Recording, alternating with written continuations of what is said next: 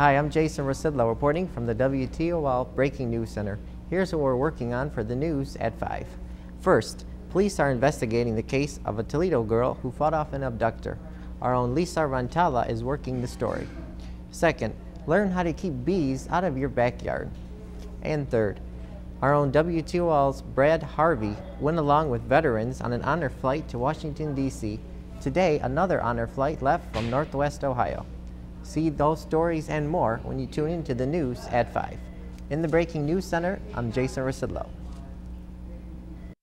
I'm Jason Rzucidlo, standing in the WTOL.com Center. Here's what we're working on for the news at 5 and 6. A local woman is out $12,000. She fell for a scam that the FTC is warning folks about. Our own Mika Highsmith has that story. A Central Toledo family is mourning after police say someone shot and killed their loved one. We'll have the latest details on that. And Dick Berry is covering the Adrian Toy Test. The third annual consumer guide to toxic chemicals in toys was released today. Researchers tested nearly 700 children's products for lead and other harmful chemicals to help consumers make better choices this holiday season. You'll see those stories and more today when you tune into the WTOL News at 5 and 6. Good afternoon, I'm Jason Rzucidlo, standing in the WTOL.com Center. Here's what we're working on for the news at 5 and 6. First, we'll have details on a pair of drug busts that happened last night in Fostoria. 4 people are currently sitting in jail right now. In tonight's Feeling the Pinch report, our Lauren Lowry previews an entrepreneur expo that might help create your future. At 5:30, we'll have information on a new endorsement for Toledo mayoral candidate Keith Wilkowski. Then at 6, find out what some area ministers have to say about last Friday's Route 66 bar shooting. Good afternoon, I'm Jason Rzucidlo, standing in the WTOL.com Center. Here's what we're working on for the news at 5 and 6. First, find out what both Toledo mayoral candidates think about the city's lower bond rating and what their plans are to fix it. Second, we'll have details on the busload of LaGrange Village Council members who went to Cincinnati to confront the CEO of Kroger regarding the Manhattan store, which is slated to close. Third, we're following a plan to switch the city of Toledo to a new method of trash collection. Stay tuned for those stories and more when you tune in to the WTOL News at 5 and 6. Good afternoon, this is Jason Rzucidlo, standing in the WTOL.com Center. Here's what we're working on for the news at 5 and 6. First, we're investigating Toledo's 20th murder this year. We'll be giving you some preventative tips so that you can stay safe. Then, in our Feeling the Pinch report, we'll have some details on food stamps. Many people who are not getting them are now eligible. At 5:30, we're putting the DIW Songbird Hearing Aid to the test. It could help you save money if you know someone who's suffering from hearing loss. At 6, we'll give you a tour of the brand new Lucas County Arena in downtown Toledo. Tune in for those stories and more on the news at 5. Jason Rzucidlo, standing in the WTOL.com Center. Here's what we're working on for the news at 11. First, a 3-year-old girl was dumped a week ago in Lenawee County. Her body was found along US 223 west of Palmyra. A truck driver found the body.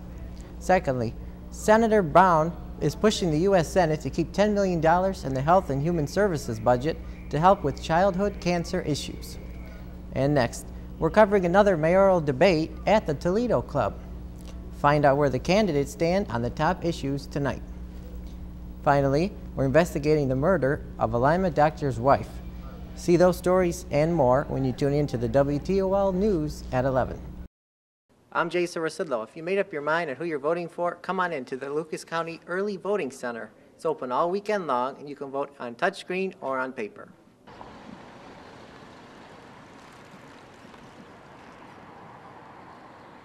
This is just like voting an absentee ballot, only you're in person and you can vote on a voting machine like you would in the polls.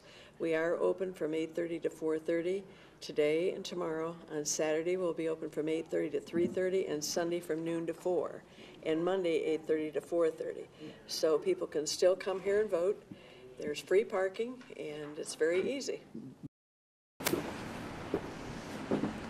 A Toledo councilman walks out on a key vote. What's the mayor saying? I'm Jason Rzucidlo. We'll have that next.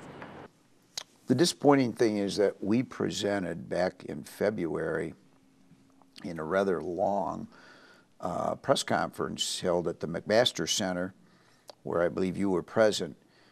I presented the council with a game plan that would have balanced the budget this year. The City Council has not acted on any major initiatives to help the city balance the budget, with the exception of the concessions that the labor unions made that totals roughly, if I'm not mistaken, about $10.5 million. They did approve those, which I believe only made common sense to do that. I really think that I probably would have did the same thing he did. You know, I mean, there's enough is enough, I guess, with that garbage fee. You know what I mean? That's all I really think about it. There's no money, so they can't ask for money if people don't got money. Well, it's good to see that we have council people that are looking out for the best interests, especially of our seniors.